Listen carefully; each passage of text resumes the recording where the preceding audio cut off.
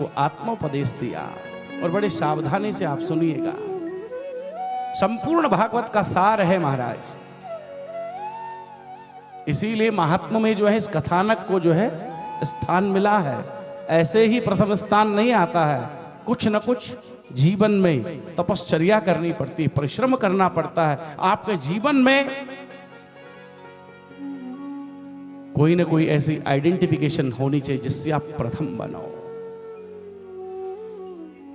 तो संपूर्ण भागवत का सार 2 श्लोकों में, देहस्तिमांस रुधिरे भिमतिम त्यजत्वम जाया सुतादिषु सदा ममतां विमुञ्च पश्यानि संजगदिदं क्षणभङ्गनिष्ठं वैराग्य राग रसिको भवभक्तिनिष्ठ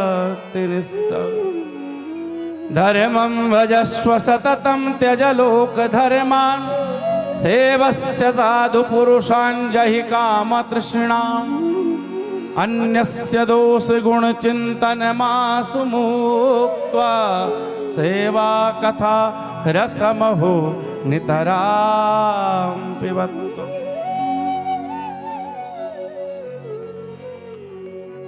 आत्मदेव से गोकर्ण जी महाराज कहते, बोले पिताजी मेरा पुत्र, मेरा मकान, मेरा जमीन, ये सब आप छोड़ दो।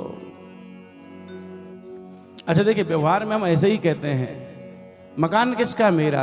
बेटा किसका है? मेरा। शरीर किसका है? मेरा है। पत्नी किसकी है? मेरी है। धन किसका है? मेरा। दौलत किसकी है? मेरी है।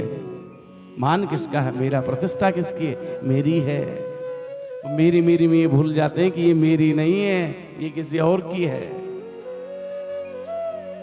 अच्छा विचार कीजिए, यदि शरीर आपका है, शरीर हमारा है, तो फिर शरीर को बीपी क्यों हो जाता भाई?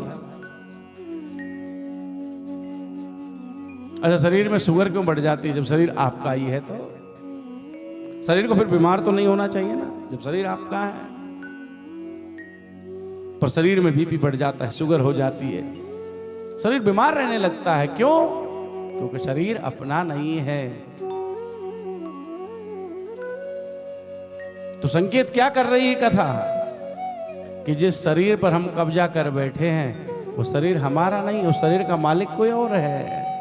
हमें तो केवल गुजर बसर के लिए दिया है, एक संसार के क्रम को चलाने के लिए शरीर दिया है, पर वस्तुतः इस शरीर का मालिक कोई और है। और देखिए, जब शरीर ही अपना नहीं है तो पूर्ण रूपेण जो है अस्वस्थ हो जाइए। शरीर के जितने नाते हैं, संबंध है, वो फिर अपने कैसे हो सकते हैं? यही बात कह रहे हैं कि क्षिति जल पावक गगन समीरा, क्षिति जल पावक गगन समीरा, क्षिति जल पावक गगन समीरा, क्षिति जल पावक गगन समीरा, पंच रचिताति अधम शरीरा, पंच रचिताति अधम शरीरा, पंच रचिताति अधम शरीरा, पंच रचिताति अधम शरीर। तो शरीर अपना नहीं तो किसका है? बोले क्षिति जल पावक गगन समीरा। बोले इन 5 तत्वों से ये शरीर बना है, उधारी पर आपको दिया था, आप तो कब्जा कर बैठे। अच्छा देखिए मजे की बात, जिस शरीर को आप अपना मानते हो ना, उस शरीर में बालों के बीच में छोटे छोटे जुएं भी रहते हैं। जुएं कहते हैं शरीर मेरा है। तो बताओ शरीर आपका है? एक शरीर और उस पर कितने अधिकार? छोटे छोटे जुएं भी जो है कह रहे हैं। अग्नि कहती है कि तुम सबका दावा झूठा है, अंत में मेरे में स्वा होना मेरा है।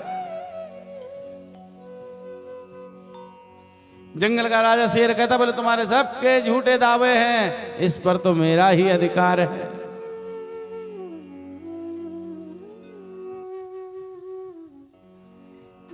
और महाराज यदि इससे आगे बढ़ करके एक बात कहूं तो अतिशयोक्ति नहीं होगी। हरिद्वार के घाट पर बैठे हुए पंडा जो है ना, वो कहते हैं तुम सबके दावे झूठे हैं, ये तो मेरो है, मेरो जजमान है।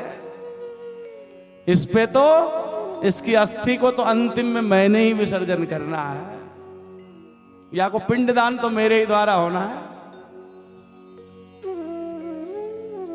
और अंतिम के लाइन में कहते हैं पश्यानिसम जगदिदम क्षण भंगनिष्ठम।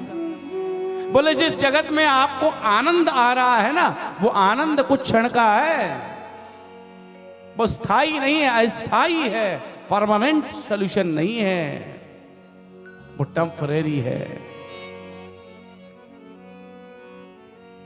और तब देखिए, तब कबीर की वाणी मुखरित होती। कबीर क्या कहते हैं? कबीरा ये जग कछु नहीं, किन खारा किन मीठ। कबीरा ये जग कछु नहीं, हे किन खारा किन मीठ। और काल जो बैठा मुंड पे, आन भसन में पीठ। अरे काल जो बैठा मुंड पे, आन भसन पे मीठ। कबीर कहते हैं प्यारे, जगत में जो तेरे को आनंद दिखाई दे रहा है वो क्षण भर का है। ये मीठा मीठा आनंद जो तुझे दिखाई दे रहा है, ये कब खारे में जो है, ये कब कड़वा हो जाए कह नहीं सकते। और कब कह रहे हैं कबीर? कबीर अपने अनुभव पे कह रहे हैं। कबीर ने क्या देखा? एक घर में बालक का जन्म हुआ और महाराज वहां बधाइयां बजने लगी, आनंद होने लगा, उत्साह होने लगा, सब नाचने लगे, कूदने लगे। लेकिन कुछ क्षण के बाद कबीरा ने क्या देखा कि वही बालक जो है कुछ क्षण के बाद मृत हो गया। और जो नाच रहे थे, जो कूद रहे थे, जो गा रहे थे, वो महाराज जब उस बालक की सब यात्रा निकली तो वहां गा रहे थे राम नाम सत है और सत ही मुक्त है। तब कबीर कहते हैं, बोले ये आनंद क्षण भर का है। कबीरा ये जग कछु नहीं, किन खारा किन मीठ। अरे और काल जो बैठा मुंड पे, आन भसाने पीठ। तो बोले पिताश्री, राग में आपने अपने जीवन को बहुत झोंक लिया। अब अनुराग जो है जागृत करते हुए जो है आप भगवान का भजन करें, निश्चित ही आपकी मुक्ति होगी। और दूसरे श्लोक में और जोरदार बात कही, बोले धर्मम भजस्व सततम त्यज लोक धर्मा। बोले सतत जो है कल्याणकारी जीव को धर्म का भजन करना चाहिए, धर्म में लगे रहना चाहिए। ये नहीं कि 7 दिन सत्संग में जो है खूब धर्म किया और उसके बाद तो महाराज ऐसी अधर्म की प्रलय लेकर के आए कि लोगों ने समाज में आपका नाम ही धर दिया। बोले धर्मम भजस्व सततम त्यज लोक धर्मान। ये लोक धर्म जो है इसका शीघ्रता से त्याग करें। ये लोगों को क्रिटिसिज्म करना बंद करें, लोगों के अवगुणों की ओर देखना बंद करें, लोगों के गुणों की ओर देखना बंद करें। महापुरुष तो कहते हैं कि महाराज गुण में भी अवगुण होता है। कैसे? देखे, एक है जहर जो बिल्कुल कड़वा होता है, और एक होता है शहद से मिश्रित जहर।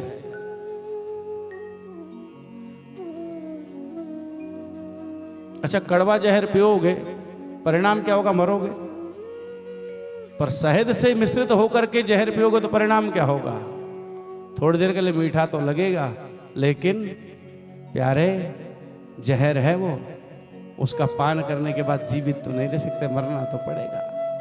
इसीलिए महापुरुष कहते हैं किसी के अवगुणों को देखना बंद करो, किसी के गुणों को देखना बंद करो भैया, केवल और केवल भगवान का भजन करो।